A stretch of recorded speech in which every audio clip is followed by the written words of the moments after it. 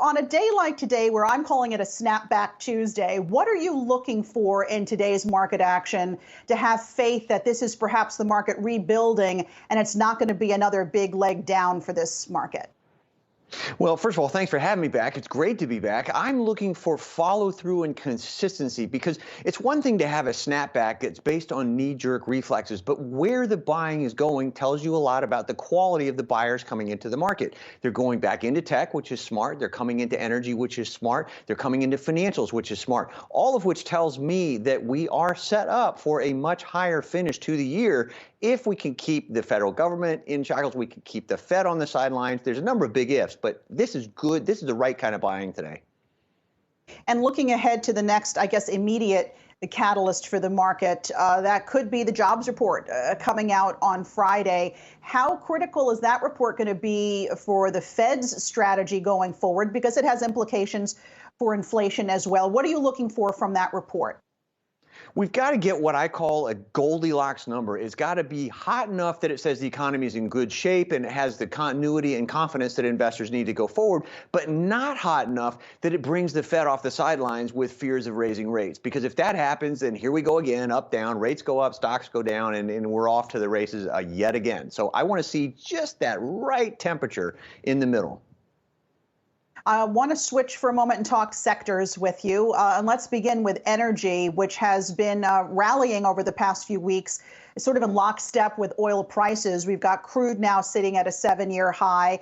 What are you doing right now with regards to the energy space?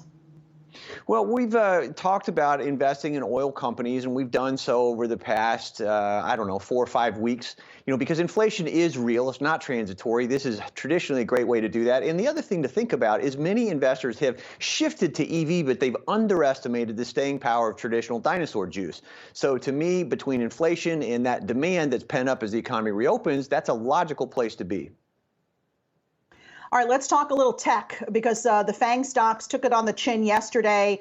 Different story, though, today as we're seeing investors jump back in. Is this still a valuation story? Are you putting more money into those big name tech stocks? And I'm going to ask you specifically about Facebook, which we know took a shellacking yesterday, but is up about 2% right now.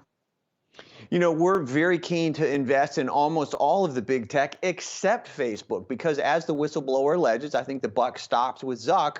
And there's some serious problems because if they are able to prove that they have deliberately misled investors, that is serious litigation time. And I think the stock may not pull out of this one. We'll know when advertisers start to foist, but I got to believe there's going to be some harsh conversations at the boardroom level.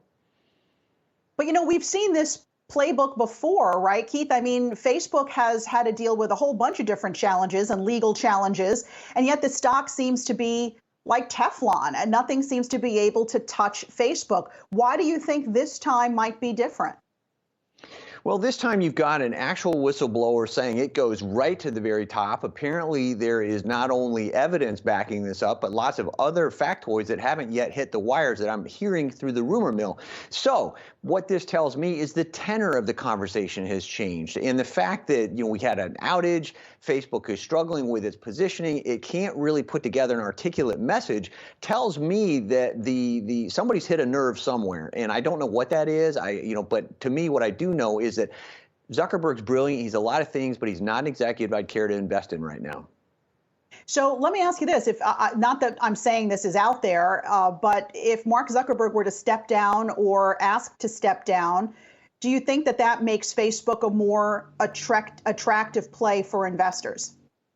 Immediately, because here's the thing. If he comes forward and says, you know what, we made some mistakes, here's what we're going to do to clean it up, and the buck stops with me, that's the kind of confidence that inspires investors, it inspires people like me, it inspires the entire world that could rally around Facebook. So I think it's got a golden moment here if that happens. But if it doesn't happen, then you know what, I don't think the stock is going to have easy go of it.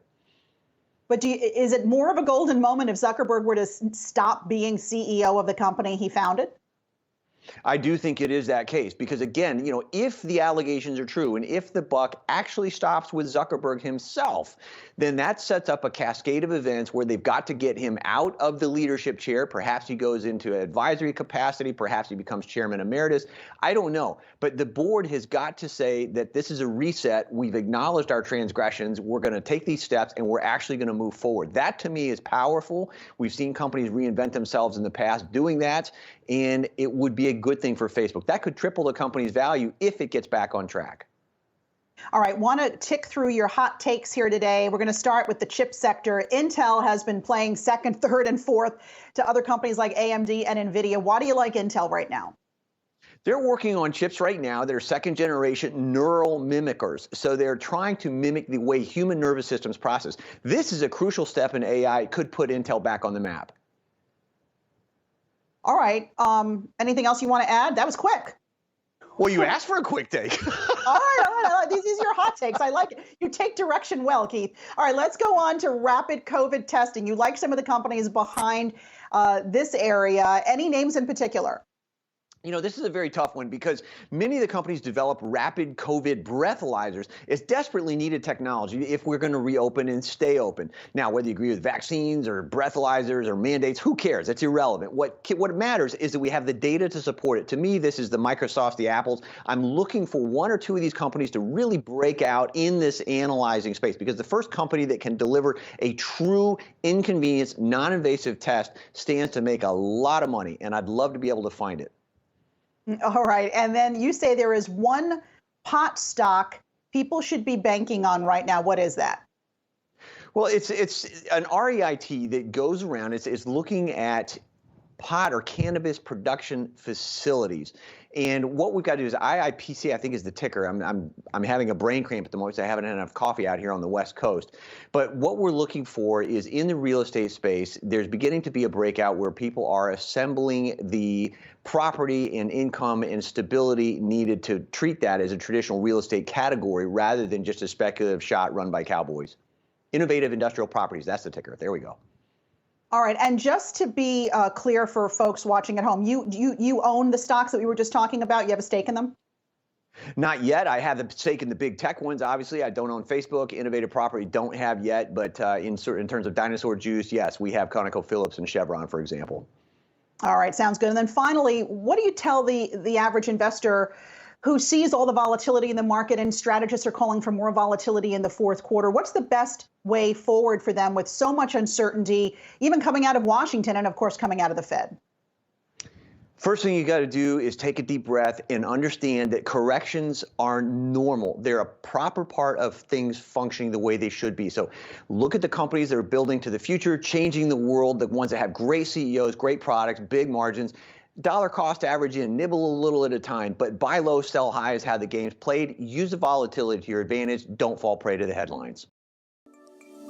Hi, it's Keith here. Thanks for checking out today's highlight clip. What'd you think? Did I make sense? Is there something you'd like to add? Make sure you leave a comment down below, and of course, click subscribe to keep up right here on YouTube, or sign up for the email newsletter at the link below. You can also find me on Twitter and Instagram for my real-time thoughts on markets, analysis, and a whole lot more.